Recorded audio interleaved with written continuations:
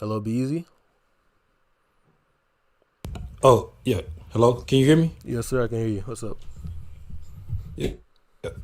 Happy Mother's Day to me. I'm Happy not. Happy Mother's Day to your mom. That's what I I'm not a. that's what I said. I said Happy Mother's Day to your mom. Oh, oh, oh. Appreciate it. Oh, appreciate Yeah. it. Happy Mother's To Day to yours as well. all people watching.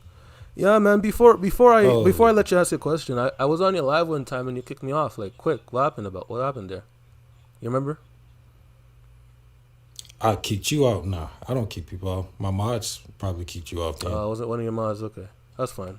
So what's up, man? What's the question you got No. from me today? So, oh, look. If you've been to one of my lives before, then I'm assuming that you're you're in the field of anticipating what question I'm about to ask. I So, don't I don't I don't yep. I only know like some of the topics you run like the gospels or whatever. I don't know what you can ask whatever question. It's up to you. I'm not debating it. Oh, okay. Yeah, Just that's question and answer. Go oh, ahead. that's cool. I'm about to. Yeah. Okay. Okay, that's cool. So, yeah. What makes you think that Jesus was a real person and not just a character in a literary oppressive myth? Yeah, the gospels are written and really all the writings of the New Testament, they're written as historical documents documenting like historical events. So when we read the gospels, we should we are led to understand that we are reading historical documents highlighting events that happened within Israel in the first century through about the lifetime of the Lord Jesus Christ. Like for example, even in the book of Luke, one of the gospels, the writer, he says this in his opening. I'll just read it for you real quick. This is Luke chapter 1 for anyone watching. I'm going to read about from verse I'm 1 writing to to 4. Theophilus. Right. So he says here in Yeah, Luke 1, I'm writing to Theophilus yeah, he so says, that you. many have undertaken to compile a narrative about the events that have been fulfilled among us, just as the original eyewitnesses and servants of the word handed them down to us. So it also seemed good to me, since I have carefully investigated everything from the very first, to write to you in an orderly sequence, most honorable Theophilus, so that you may know the certainty of the things about which you have been instructed. So even one of the gospel writers, Luke, he makes note that he's writing this as a narrative of events. So when we read the gospels, we're not reading like literary fiction, like other books will be classified, like Spider-Man classified as fiction. We're reading historical documents that contain historical events, like, for example, the person of Christ Jesus being a real person. And we also have extra biblical sources that attest to Jesus Christ being a real person as well. Okay, great. So before we get to the extra, documents. So your evidence is the Gospels. All right. So Matthew, Mark, Luke, and John. All right. So the Gospels were written anonymously. Matthew, Mark, Luke, and John wasn't those names wasn't attributed to those books until 180 and Against Heresies by um, Irenaeus. So according to the story of the Bible, Mark and Luke never met Jesus at all. So that leaves us with Matthew and John, who, according to the story, were disciples. Now, could you tell me how could you attribute authorship to Matthew or John when they were written anonymously? Those names weren't given to them until 180, and all throughout both books, it's written in third person omniscient. Nowhere is it written in first person. That will allow the reader to conclude that they were a participant in the story that quote unquote they're writing. Thanks for the question. Oh, Oh, for Rohan, I was just about to say yeah, if you wanna I'll just give answer. you a point. Ro- No, I'll yeah, just give you a point. You can read it. one sec, Rohan. I was just about to say if you Oh, yeah, go for since it. you're my guest, if you wanna answer, you can just cut me off and go right ahead. So you cut me off, so go ahead. No problem. No, I'll just give you a point, and then you can present it. Book of Revelation, chapter 1. That's about John. He literally says, "I, John," Different John. revealing the story. Different John. Not the same John. What do you mean, different John? The book of Revelation is not attributed to the same John that was supposedly the disciple of Jesus. You get that information from.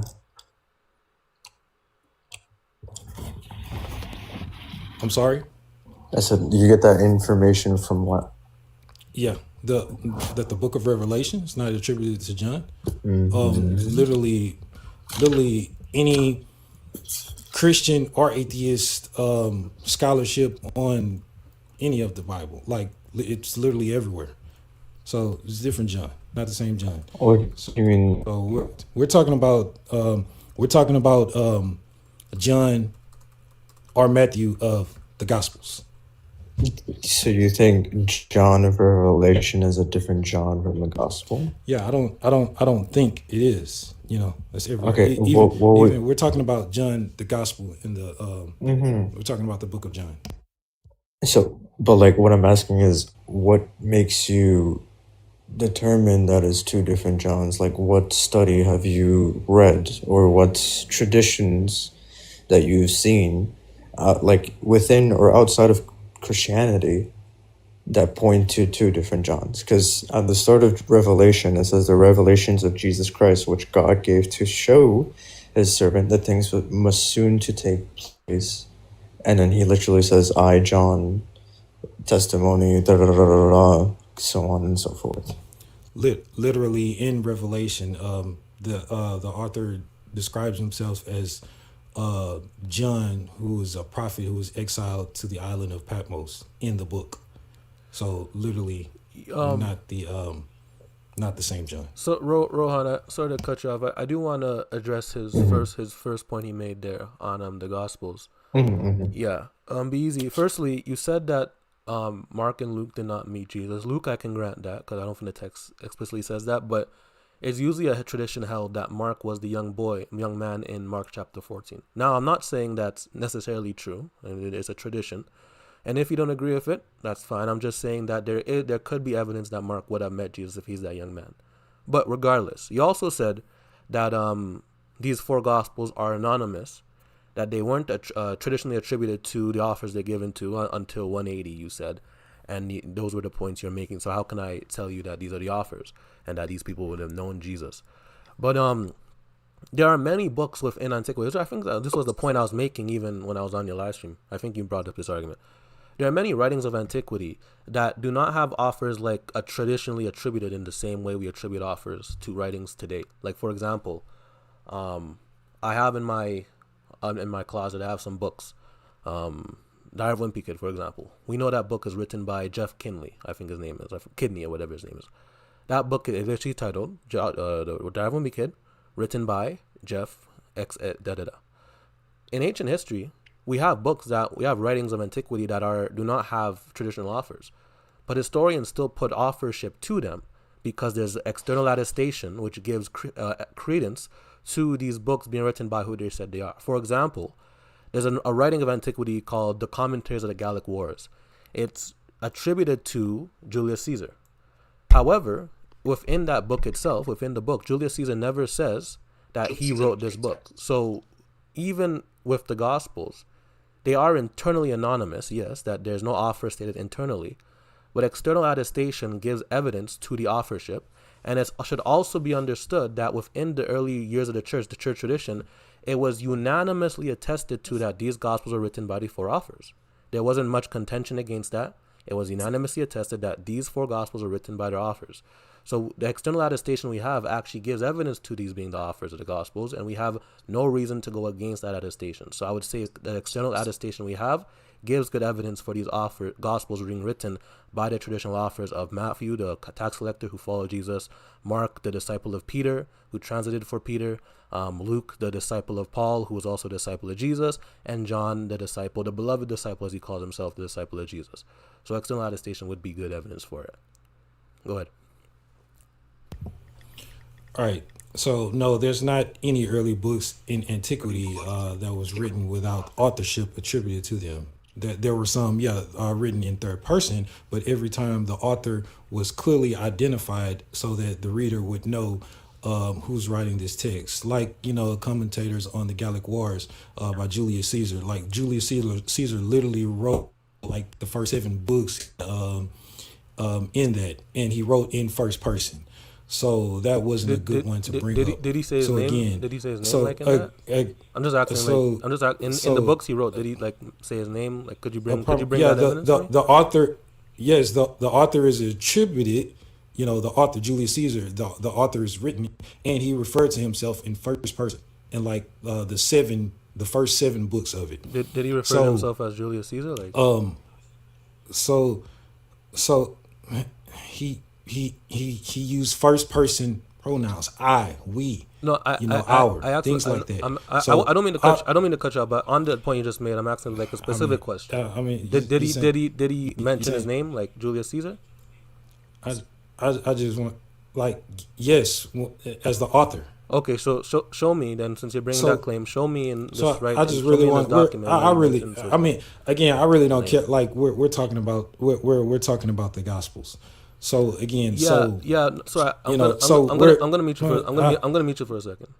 The reason I'm cutting you off here is because I'm not gonna let you just leave this point of antiquity, because the point I'm bringing is that internal attestation to an authorship does not necessitate. Internal attestation does not necessitate that a document is anonymous.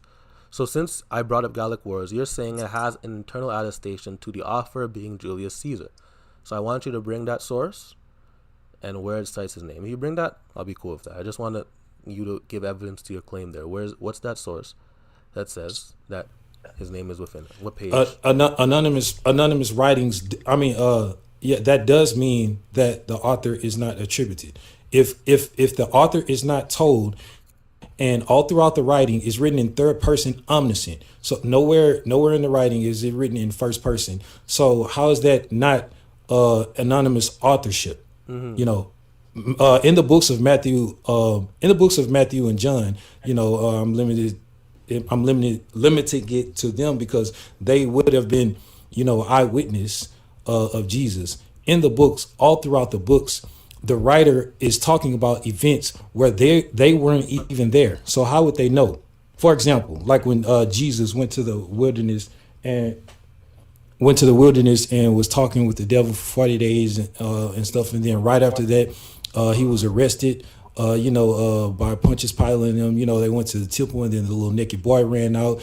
Pontius Pilate ordered everybody out of the room and had a private conversation with Jesus, but somehow we have all of the details of the conversation and all of the details of the conversation that he had with the devil, etc. How would they know that if they weren't there? Yeah. That's a common trope that an author of fictional text, when they're aware of all of the events and all of the thoughts and feelings and everything of the characters included, would use. Yeah, so it's similar to how even in modern day. Yeah, it's similar to how even in modern day we have biographies. Similar to how in modern day we have biographies written about people in third person, and the author of the biography knows all this information about the individual without ever being a part of their life. For example, the biographies about LeBron James, the writers were not a part of their life, but because LeBron gave them information, they searched up information that was written elsewhere. They gathered the evidence they need to give a detailed biography of LeBron's life, and they wrote it in third person, and it still has an author. Now, in modern literature, it has authors' names. But even back in ancient antiquity, I'm going to keep repeating this point, there are many cases where literature did not have an author named internally. External attestation would be what was used to put an author to these books. And in the case of Matthew, Mark, Luke, and John, and let's focus on Matthew since you focus on Matthew. Matthew's a biography. All these Gospels are biographies about the life of Jesus. So it makes sense they'd be written in third person. And how they would know about what Jesus did, like in conversation with Pilate or in Matthew chapter 4 when he's in the wilderness with the devil. I'm just going to mute you because you have some noise in your background. You talking to somebody? Yeah. No. Yeah, how he would... Oh, I can't hear you. Yo, guest on YouTube, I can hear you, bro. Just mute up for me, please. Am I hearing? What am I hearing? Oh, is that you, Alyssa? Sorry. I'm hearing someone. Okay, back to you, BZ. Yeah, these are... they would have known, Jesus would have retold these stories, because even in all 4 Gospels, Jesus resurrects and he speaks to disciples. And the other Gospels go in depth how he spoke. He was there for them 40 days, for a good amount of time. So he would have given them these stories, and they would have been able then to chronicle them in their writings and narrations. Like the private conversations or these things, Jesus would have narrated these to them while he spoke to them after his resurrection, even throughout his life with them. He would have given them these information, and then they would have been able to write it down because these are biographies. So I really don't see why you have to be uncharitable to the Gospels, when in antiquity we already see narratives and literature that don't have an internal author stated, and these are biographies, so it makes sense they'd be written in third person. And it makes sense that they would know the information about Jesus, what he did in private with Pilate, his conversation with him, or what he spoke, or his conversation with the devil, because Jesus was there to tell them what he was going to say. So yeah, you can go ahead. After that, you can go ahead and respond to that, and then yeah. No, it doesn't. No, it doesn't make sense for them to be written in third person. Especially My fault. Guest when on two of them were supposedly Video Ninja the disciples on YouTube. My of Jesus fault, man. and I were was hearing there. someone else. Supposedly there during all of this that they're writing about. No, it doesn't make sense that they're written in third person. Another thing that doesn't make sense is supposedly, out of the synoptic gospels, Mark, then Matthew, then Luke. Those are the synoptic gospels with, Matthew and Luke, using Mark as a guide to construct their books, and then adding a little more, and pretty much copying verbatim, word for word, a large part of the book of Mark in their own. So if Mark wasn't there, Mark never met Jesus at all, and Matthew used Mark's writing as a guide, that would make zero sense if Matthew was there. So that would be like me writing a biography of your dad, and then me never meeting your dad, me writing a biography of your dad, and then you coming behind me and writing a biography of your dad, and then using my writing as a guide to write your own. It wouldn't make sense at all. Also, last thing, I'm glad that, you initially you brought up Theophilus stuff in the book of Luke. Do you know who Theophilus was?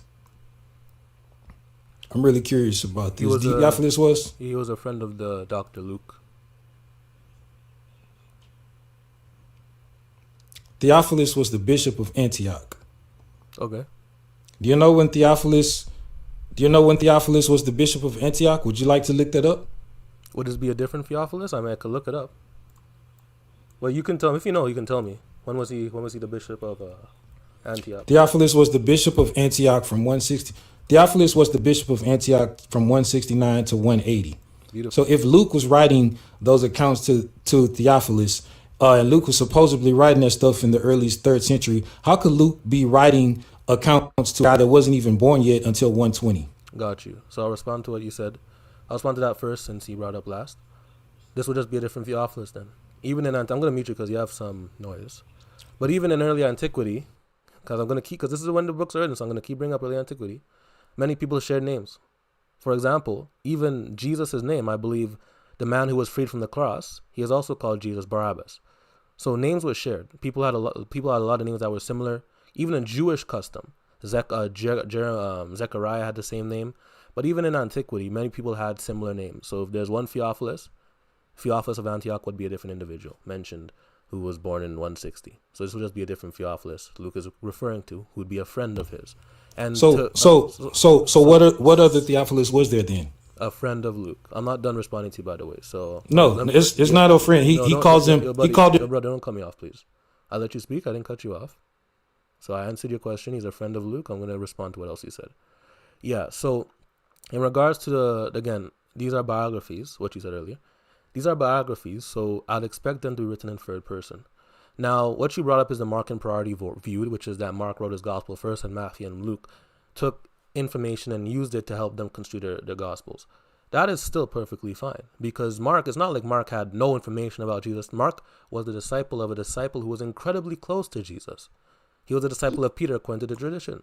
So if Mark was a disciple of Peter who was incredibly close to Jesus, then it would have no issue with these other gospel writers using Mark as a source to make sure the evidence and make sure the information is correct or lined up.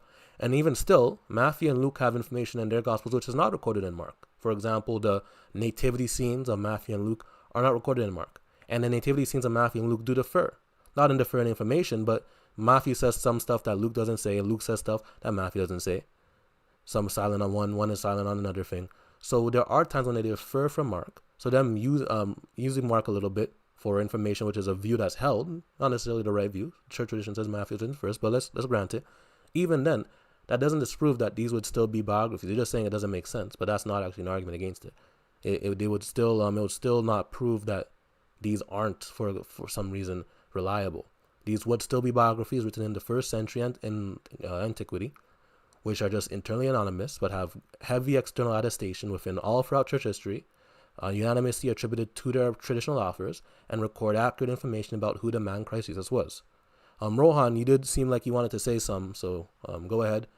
Be easy. I'll let you respond after he speaks. Be easy. I'll let you respond after he speaks, and then respectfully, I will have to move on because it's been I do have some other guests as Yeah. well. Well, pretty much, according to traditions, Irenaeus wrote about John and the Apocalypse, which we know as Revelations. I forgot the time period, but there was a time period, you could say 96 AD, over the reign of something. I forgot what the exact name is, but I can give you the book of what Irenaeus speaks about. He attributes John, from the Gospel of John, to the writer of Revelations, the Apocalypse, saying that we had this prior to when John wrote Revelation, and that it is not two different Johns, that it is the same person, in the sense where we had these documentations through the traditions. I just feel like a huge portion of your, thought process is just historical, but again, within Christianity, we hold such rich traditions where I just feel like you neglect it a lot. All right, so be easy. I'll let you respond, and then I'll respectfully move on. So you can respond. Host, do you refer to your friends as most excellent? If they are someone that is ministered, and yeah, I mean the honorable right hand prime minister. I could be a friend of Mark Carney, so refer him to right honorable. Right? Sorry, you didn't hear me. If someone who is a minister, yes, like a bishop of Antioch, who Theophilus was in the late 2nd century, or someone else is just a great person, which is right. No, there was no other Theophilus. If Luke existed and was writing, I'm not assuming that. Go ahead. There's no other Theophilus. I don't mean to cut you off. Go ahead. Finish. Yeah. So there's no way Luke could be writing this stuff and addressing it to most excellent Theophilus when most excellent Theophilus, who was the bishop of Antioch in the late 2nd century, wasn't even born until 120.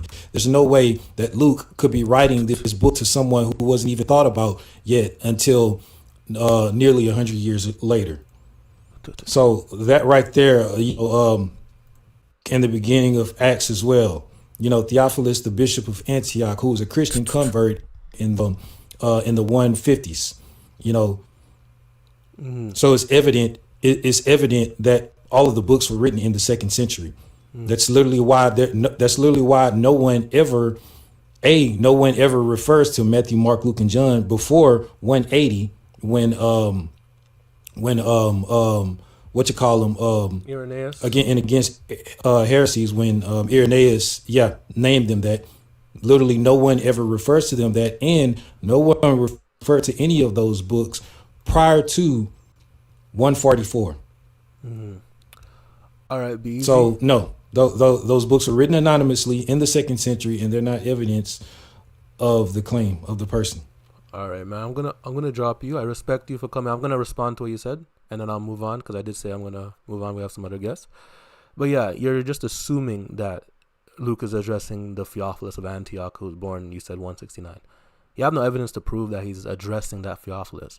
This Theophilus would have been someone who's of high status, who is a friend of Luke, who Luke is addressing. That's why you can call him most excellent. You're just assuming this is the same Theophilus. And also, your point about no one mentioning the authors of the gospel before 144, whenever Papias made his remark, or Irenaeus made his remark, that's not an argument again. The point of the matter is that compared to other books of antiquity which have late attestation, the gospel has pretty early attestation within the early 2nd century, and the tradition of the church is that it's unanimously attested to on who the authors are, being Matthew, Mark, Luke, and John. So you're just rejecting the evidence. You haven't shown. I want to see where Julius Caesar is specifically said as being the author of Gallic Wars, because as far as I know, he doesn't directly state that he is the author in the writing itself, and it's still externally attributed to him because of external attestation. Tiana, I did drop him just because we have more guests and I do want to progress. But if I don't have any guests and he does decide to come back up, there's no issue. Celebrating Jesus tonight. We sing praises. We sing praises to our